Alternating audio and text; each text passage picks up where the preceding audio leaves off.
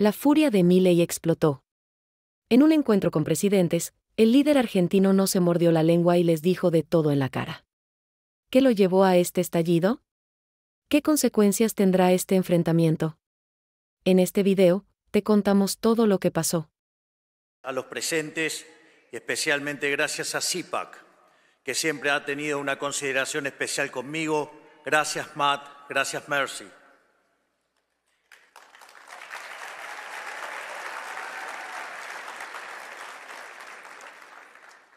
Hace apenas un mes dije en el foro de Davos que creo que estamos atravesando un punto de inflexión en nuestra historia.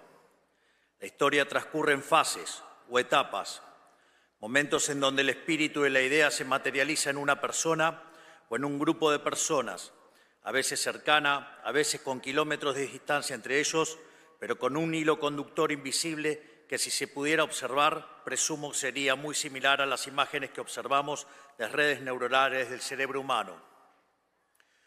Hoy estamos precisamente en uno de esos momentos en los que la historia, con H mayúscula, está cambiando su curso. Estamos viendo en tiempo real el destino del mundo bifurcarse hacia un nuevo camino, distinto del lugar al que nos estaban llevando las élites y el establishment político de nuestros países.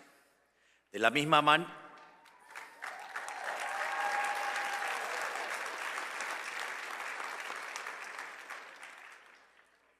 manera que en la década del 30 se podía vislumbrar que la llama de la libertad se estaba apagando y que comenzaba un nuevo cambio de servidumbre para la humanidad, hoy finalmente podemos decir que la era del Estado omnipresente ha terminado.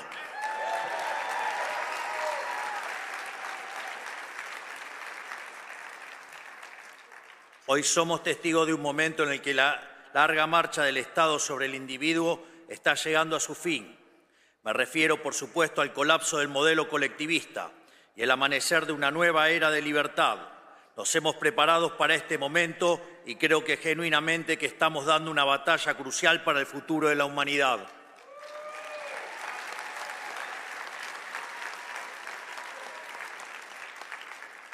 Pero, como siempre digo, solo se puede obrar de forma eficaz si el diagnóstico desde el que uno parte es el correcto. Hay que entender dónde estamos parados y a qué nos enfrentamos para poder saber cómo llegar a donde queremos.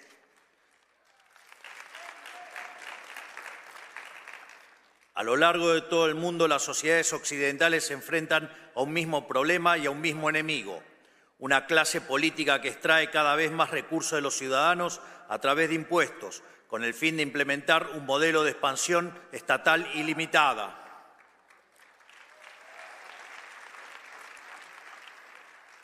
Una clase política con complejo de Dios, que pretende regular cada aspecto de la vida de la gente, haciendo honor a una de las máximas del fascismo de Benito Mussolini: dentro del Estado todo, fuera del Estado nada y nada contra el Estado. Hemos llamado a esta clase política el Partido del Estado, una casta extendida cuyos miembros, más allá de diferencias superficiales, comparte la idea fundamental del avance del Estado sobre la sociedad. Son todos aquellos que, por interés económico o convicción ideológica, o incluso cierto idealismo ingenuo, trabajan para los intereses del Estado. Los medios de comunicación tradicionales o ligas y media, la oligarquía sindical, los empresarios prebendarios, los burócratas permanentes no electos y, en consecuencia, intrínsecamente irresponsables, las organizaciones mal llamadas no gubernamentales que hacen el trabajo sucio de los políticos, las instituciones académicas que proveen el marco teórico para la expansión estatal, los organismos supranacionales y todos los que de alguna manera pertenecen a la gran secta del colectivismo mundial.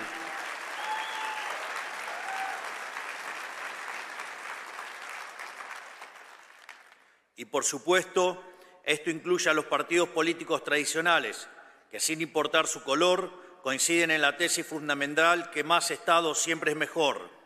En Argentina, por ejemplo, teníamos un sistema político compuesto por unas 50 sombras de socialismo.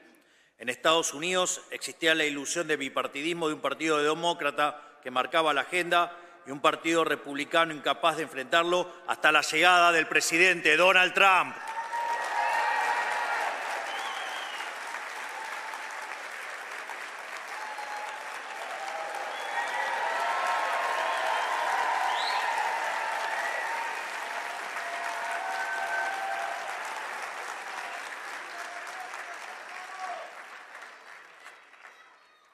¡Viva!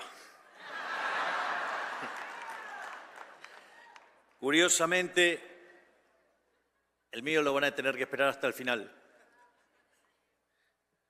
Curiosamente, el presidente Trump es un outsider, igual que yo, porque la tarea que tenemos por delante, el desafío que tenemos por delante, no es para políticos tradicionales que han vivido toda su vida del sistema.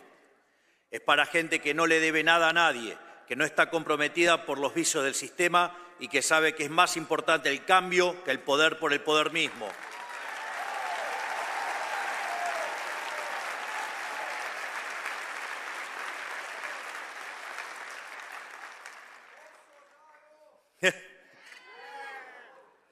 En el establishment político de nuestras dos naciones existía una mentalidad más o menos explícita de que el avance del Estado equivalía a avance de la democracia, que cada conquista del Estado implicaba un acto de justicia social ante las supuestas injusticias de la libertad, que el rol del Estado era llevarnos a una utopía igualatoria mediante la creación sistemática de supuestos nuevos derechos que obviamente debían ser financiados por los pagadores de impuestos.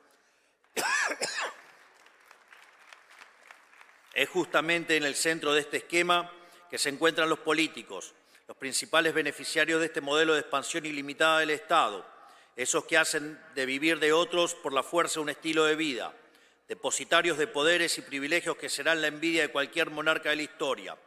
No importan las peleas televisivas ni las supuestas diferencias partidarias, todos trabajan para el mismo Dios, el siniestro, y su manifestación en la tierra, el leviatán del que hablaba Hobbes.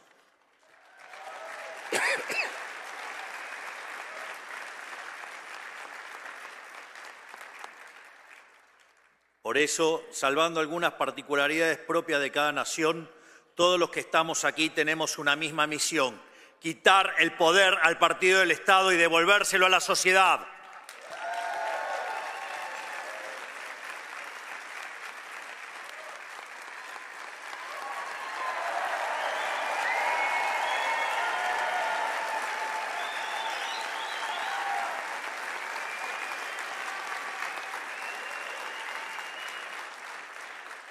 Es decir, como decía Albert Nock, que describió en su libro En nuestro enemigo el Estado, que el poder social fue progresivamente arrebatado y trasladado al Estado por la fuerza. Nuestro objetivo es hacer el camino inverso, aumentar del poder del ciudadano y quitarle el poder al Estado.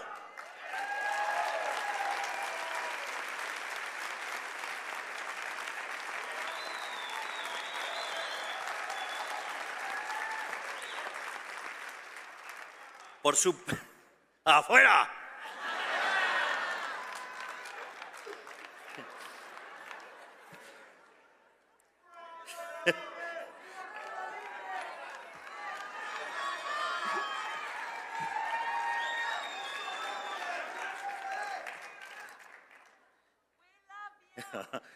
Me too.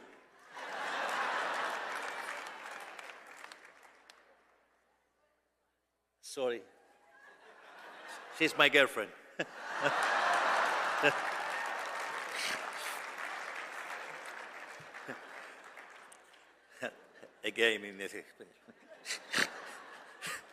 Por supuesto, no puede hacerse gestionando mejor el Estado tal cual existe o simplemente administrando correctamente los recursos de que dispone, sino que el único camino racional es achicar el Estado hasta su mínima expresión posible. Reducir el tamaño del Estado es en sí mismo un acto de justicia, porque cada erogación del Estado es una sustracción del pagador de impuestos.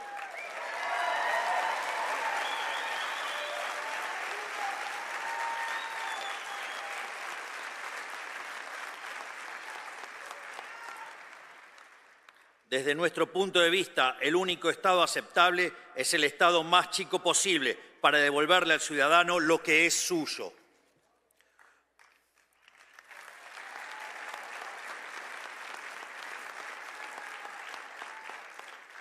Por eso, todas las atribuciones que no tengan que ver directamente con la protección de los tres derechos fundamentales, que son el derecho a la vida, a la libertad y a la propiedad privada, deben volver a su origen, los individuos asociados de forma voluntaria sin intromisión del Estado.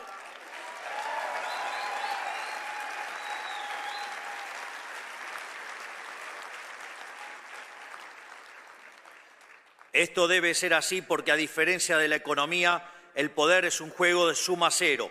Todo el poder que tenga el Estado necesariamente no puede obtenerlo al mismo tiempo la sociedad.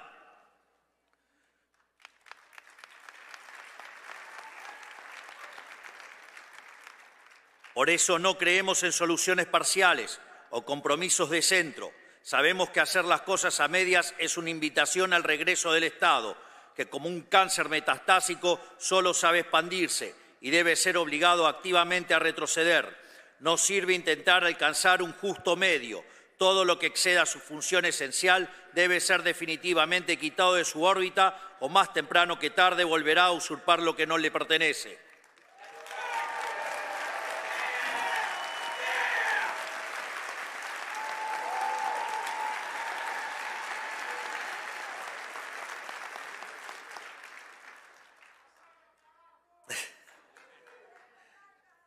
Sabemos que no es una tarea fácil.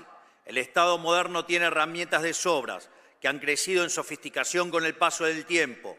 No estamos hablando de un Estado obvio como el fascista o el comunista, sino de un Estado sutil e insidioso que avanza sobre el individuo a través del arte, de la propaganda y la infiltración cultural. O al menos así era hasta hace poco, ya que le resulta cada vez más difícil disimular su carácter totalitario. Hemos visto, por citar solo un ejemplo, que en ciertos países de Europa ciudadanos están siendo arrestados por expresarse en redes sociales.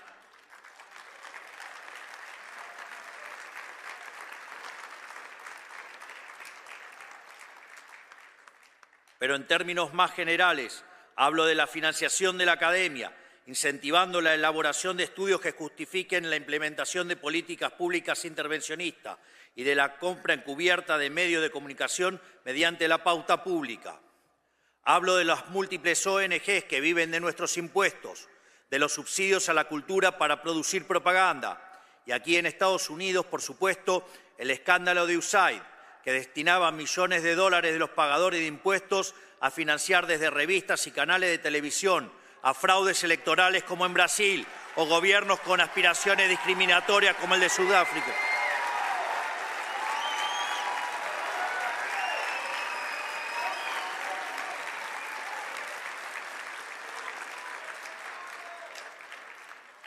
Y como decía, gobiernos con aspiraciones discriminatorias como el sudafricano, entre tantas otras aberraciones, incluyendo la agenda de la paranoia climática, los excesos de la ideología de género y la investigación que derivó la creación del virus del COVID-19.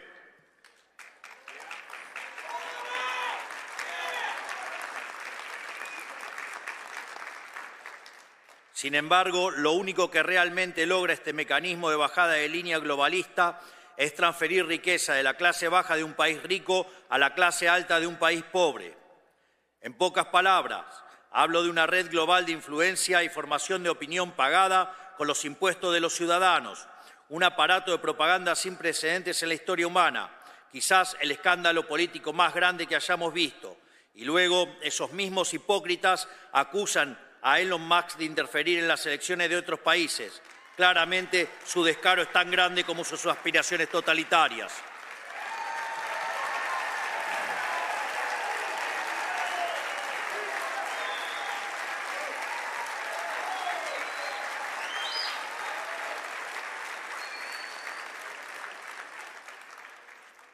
Y si ese nivel de colectivismo en sangre hubiera tenido soluciones, sus apologistas tendrían al menos algo a lo cual aferrarse.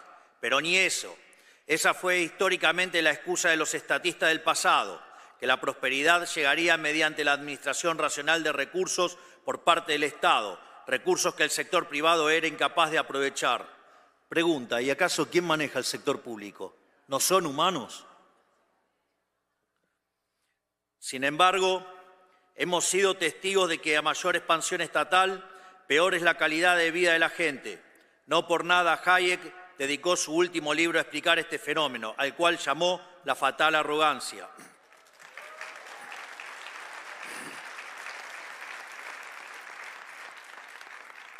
Pero esto no es accidental.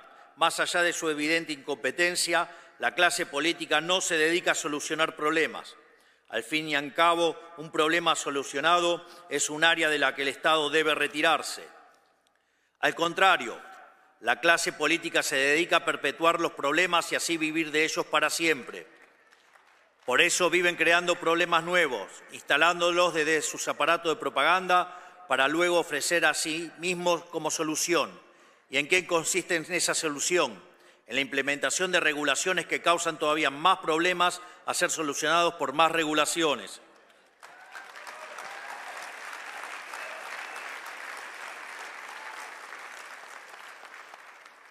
En medicina se usa el término iatrogenia para referirse al daño que sufre un paciente como consecuencia de la atención médica. Podría decirse entonces que el régimen estatista consiste en la iatrogenia como política de Estado, o sea, es el médico que se enriquece a base del deterioro progresivo e intencional de sus pacientes. Con el modelo del Estado presente, el Estado te quiebra las piernas para después venderte las muletas como un sobreprecio y obligarte a agradecerle, y te persigue si no lo haces.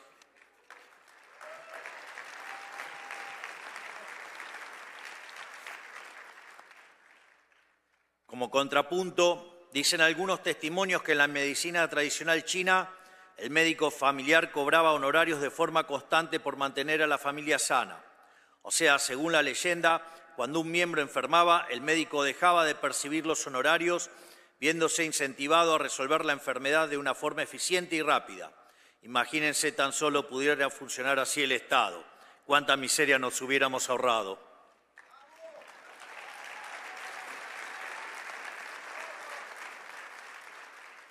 Hoy, a quienes queremos desmantelar este sistema demencial nos llaman antidemocráticos. Pero nuevamente, esta es una tergiversación de las palabras, algo muy propio de la izquierda, para variar. Ellos no le llaman democracia al gobierno del pueblo, sino al paradigma de expansión total estatal ilimitada que ellos mismos administran. Para ellos, la democracia existe si y únicamente si ganan los que ellos quieren, para poder someter a la gente a sus caprichos. Pero cuando la minoría electoral son ellos, la elección de la mayoría pasa a ser autoritarismo. De hecho, muchos de los que nos acusan de antidemocráticos ni siquiera fueron electos. Toman decisiones que afectan a miles de millones de personas alrededor del mundo y, sin embargo, nadie los conoce. No son responsables ante nadie más que sí mismos y no pueden ser echados por el voto popular. Y así y todo vienen a hablarnos de democracia.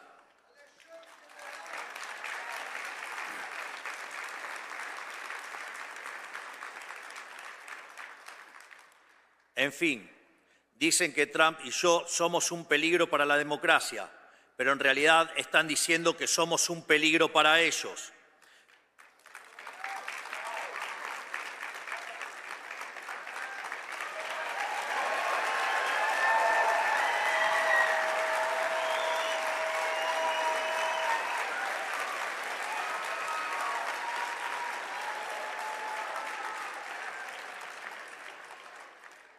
Somos un peligro para el partido del Estado, para quienes viven de su expansión ilimitada, para quienes quieren un individuo dependiente y sometido a sus caprichos regulatorios. ¿Y saben qué? Tienen razón, somos su peor pesadilla. Venimos por sus privilegios, habiendo sido elegidos por la mayoría de cada uno de nuestros pueblos, con el mandato claro de quitarles un poder que no les pertenece.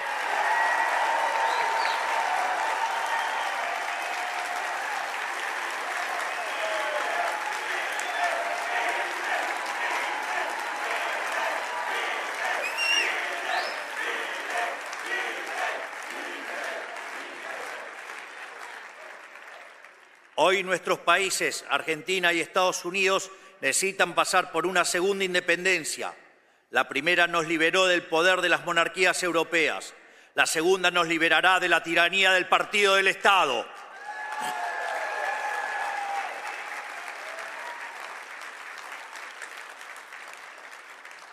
Por eso hemos puesto tanto esfuerzo en identificarlo, porque no se puede luchar contra lo que no se conoce.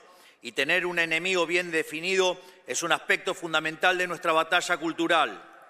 Ahora ya lo conocemos, le hemos ganado en las elecciones y estamos en proceso de desarmar su leviatán, que es una herramienta de opresión perpetua.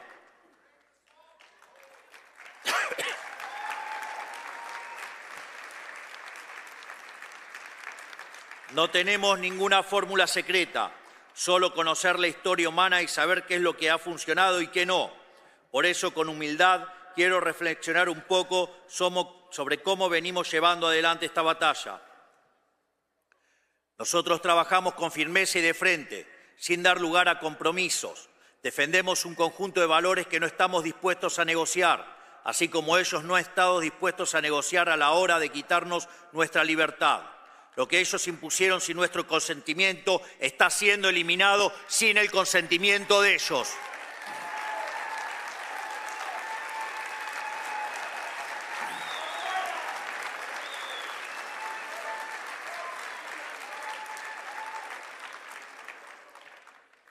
Por eso hemos pasado la motosierra por los sectores y atribuciones del Estado que consideramos superfluos, redundantes, innecesarios o directamente perniciosos para la sociedad.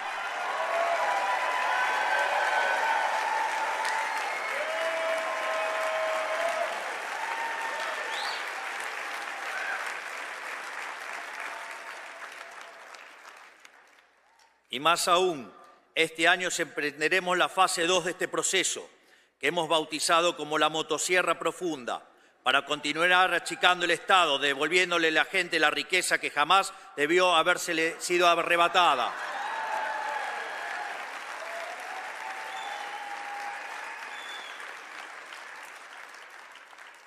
Lo interesante es que este proceso de justicia tiene un correlato político, porque por su naturaleza el partido del Estado se financió históricamente de gasto público mal asignado y de negocios turbios con el Estado. Por eso, achicar el Estado es cortarle la manguera a los clientes del Estado enquistado en él, que ejercían un feroz resistencia al cambio, valiéndose el dinero de los pagadores de impuestos para mantenernos subyugados.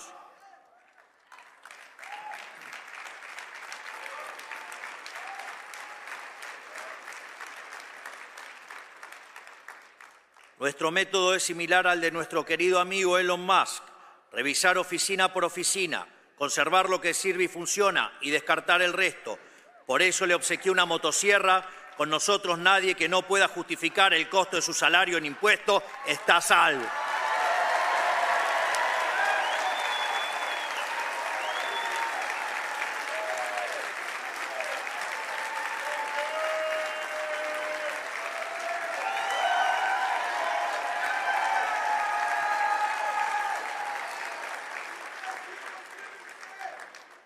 Muchos de ellos tendrán que volver al sector privado y ganarse la vida ofreciendo sus bienes y servicios en el mercado, tal como los pagadores de impuestos de los que han vivido tantos años.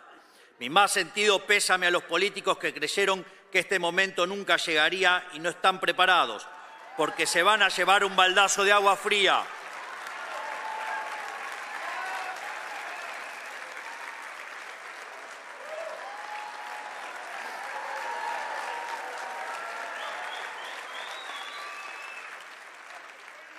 Por suerte para ellos, en toda desgracia hay una oportunidad, y debido a nuestro avance desregulador, los salarios del sector privado seguirán subiendo, por lo que si hacen las cosas bien podrán ser parte del progreso, pero lejos de la casta estatal.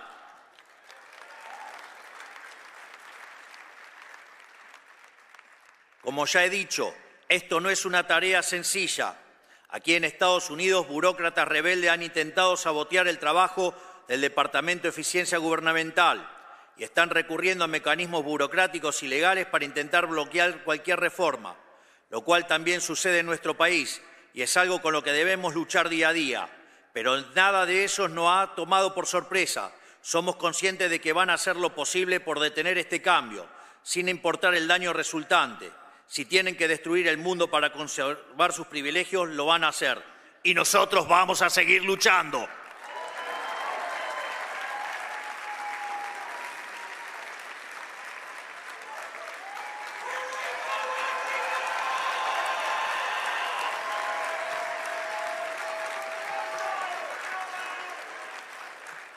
Pero hoy el problema se extiende más allá de las penurias a las cuales el modelo del Estado presente ha sometido a cada una de nuestras naciones individualmente, porque la decadencia de nuestros gobiernos durante la historia reciente a lo largo y a lo ancho de Occidente no solo empobreció material y espiritualmente a nuestros propios ciudadanos, también nos debilitó política, económica, cultural y socialmente ante el enemigo externo.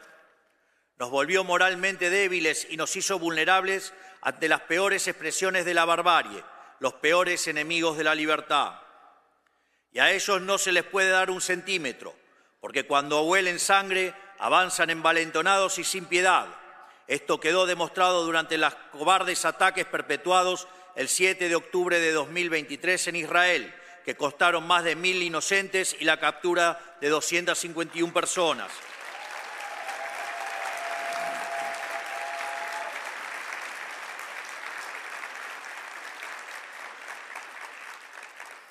Esta semana Israel recibió los cuerpos sin vida de la familia Vivas, que permanecían secuestrados por el régimen terrorista y asesino de Hamas, entre los cuales se encuentra una madre y sus 2 hijos, un niño de 4 años y un bebé de tan solo 9 meses.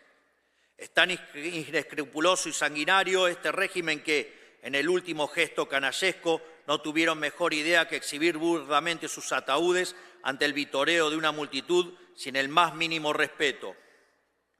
Esto es lo que está en juego y no podemos darnos el lujo de fallar. Por eso es fundamental que las naciones que hemos abrazado en las ideas de la libertad permanezcamos unidas y colaboremos unas con otras.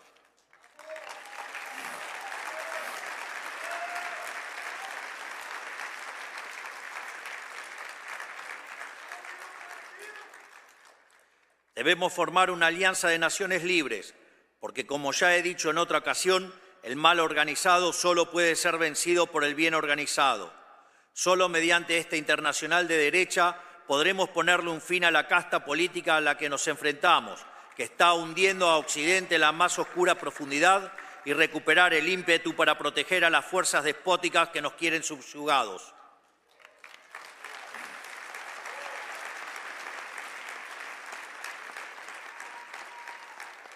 Por eso quiero también aprovechar para anunciar que Argentina quiere ser el primer país del mundo en sumarse a este acuerdo de reciprocidad que pide la administración Trump en materia comercial.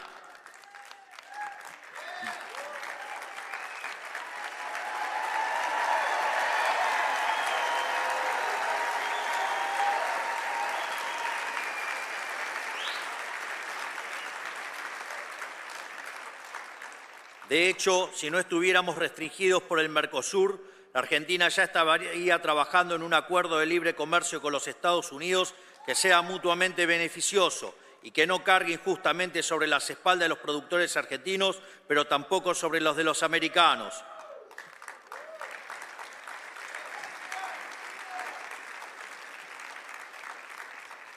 Esto es así porque solo trabajando juntos aquellos que queremos construir un mundo libre podremos salir adelante.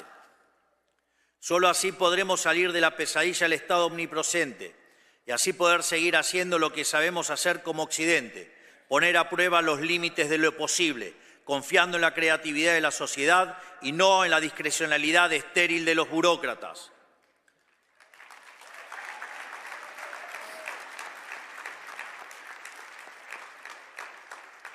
Solo así podremos retornar nuestro camino de grandeza como civilización, haciendo honor a nuestros antepasados que dieron la vida por ver un mundo libre y una humanidad próspera.